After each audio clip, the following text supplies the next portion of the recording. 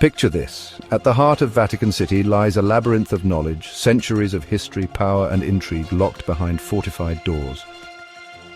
Whispers of lost documents, secret correspondence and untold stories echo through time. This is the Vatican's secret archives, one of the most restricted and enigmatic collections of historical documents in the world. But what secrets do these hallowed halls truly hold? Welcome to Mysteries Decoders, where we uncover the secrets the world doesn't want you to know. In this special three-part episode, we'll dive into the enigma of the Vatican's secret archives. We'll trace their turbulent history, examine their most controversial contents, and explore claims of supernatural phenomena hidden within their depths. Are you ready to decode one of history's greatest mysteries? Our story begins in the earliest days of Christianity. In the 1st century AD, the Church began collecting important records in what was known as the Holy Scrinium. But unlike today's fortress-like protection, these early archives were fragile and transient. For centuries they traveled with each pope, exposed to theft, destruction, and the elements. The dangers were immense. During Emperor Diocletian's Christian persecution in 303 AD, Christian writings were targeted for destruction. Eusebius of Caesarea, the Greek historian and father of church history, who personally witnessed Christian martyrdom during his lifetime, described how these documents were burned alongside Christian martyrs. Yet even in this hostile environment, early Christians risked everything to preserve their faith's documentary heritage. On the eve of a decisive battle in 312 AD, Constantine, the Roman emperor, faced overwhelming odds. His forces were outnumbered, his future uncertain, and the fate of his empire hanging by a thread.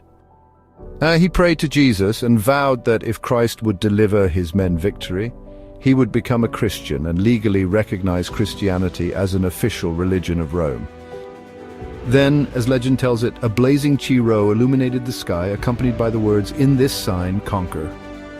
Inspired or perhaps emboldened by this vision, Constantine emerged victorious and soon issued the Edict of Milan.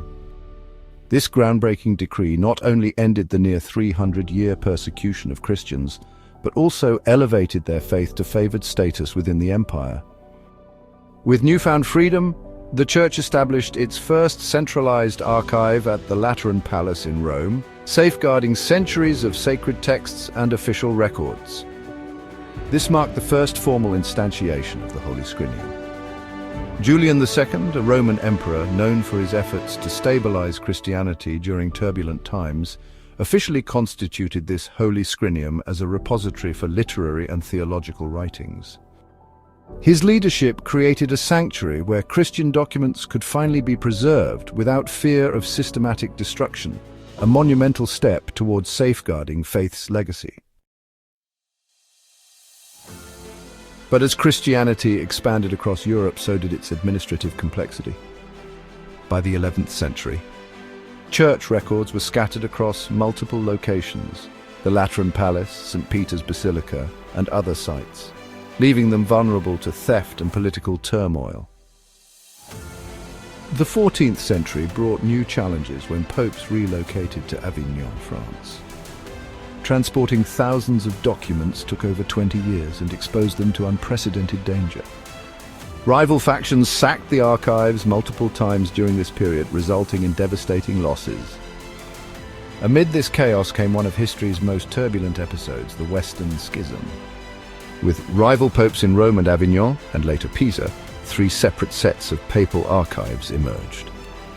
Each claimant carried their own records as they moved between cities. How many crucial documents were lost forever during these fractured decades? We may never know. In 1404, disaster struck again when King Ladislaus of Naples sacked Rome. Papal registers were thrown into the streets as Pope Innocent VII fled. 2 years later, Pope Gregory IV reportedly sold off parts of the archive under financial duress, a controversial decision that remains shrouded in mystery. After centuries of dispersal and destruction, a monumental decision was made in 1612 by Pope Paul V. All church records would be consolidated into one location within Vatican City.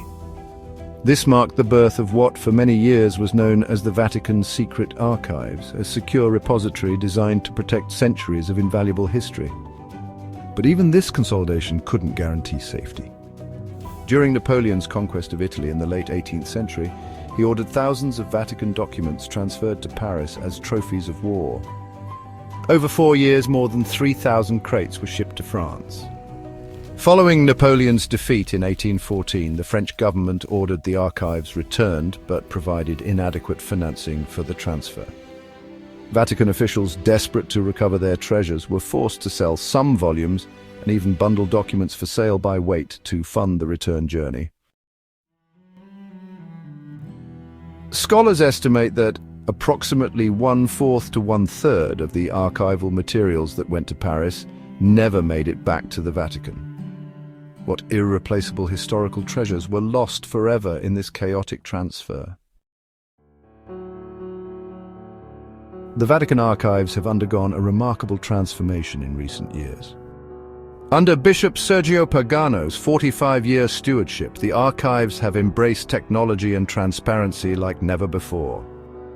In 2019, Pope Francis renamed the institution to Vatican Apostolic Archive, removing the word secret. But was this merely a symbolic gesture, or does it signify a true commitment to openness?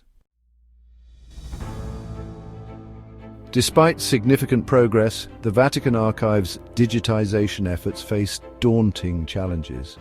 As of early 2025, only 4% of 53 miles of shelving digitized, and 85% of post-1922 cardinal records still restricted. The road ahead is long. At current rates, reaching the 45 petabyte target will take another 22 years. What hidden treasures might still lurk in the undigitized depths? The Encodis Ratio project now achieves 96% accuracy in transcribing medieval script using machine learning, up from 65% in 2022. This AI system has processed thousands of pages from 13th century papal registers.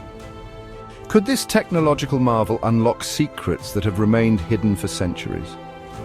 Pope Francis has further expanded accessibility by transferring select documents to the Pontifical Roman Seminary. As of January 7, 2025, scholars can access the archives without prior reservation. But what criteria determine which documents are shared and which remain closely guarded?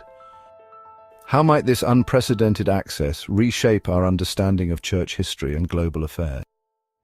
Will the Vatican ever achieve full transparency, or will some secrets remain forever locked away in those hallowed halls? As we conclude this first part of our exploration into the Vatican archives, we're left with intriguing questions. What secrets truly lie within those 53 miles of shelving? Could some of the destroyed records still exist, perhaps in private collections? What insights into world history remain locked away in uncatalogued sections of the archives? In our next episode, we'll examine some of the most controversial and mysterious documents housed in these hallowed halls. From the trial records of the Knights Templar to Galileo's trial for advocating heliocentrism, we'll examine the evidence and separate fact from fiction. We'll also explore claims of supernatural phenomena recorded in the archives, including reports of angelic visitations and demonic possessions, and much more. Are these merely legends, or could there be truth hidden in the Vatican's vaults?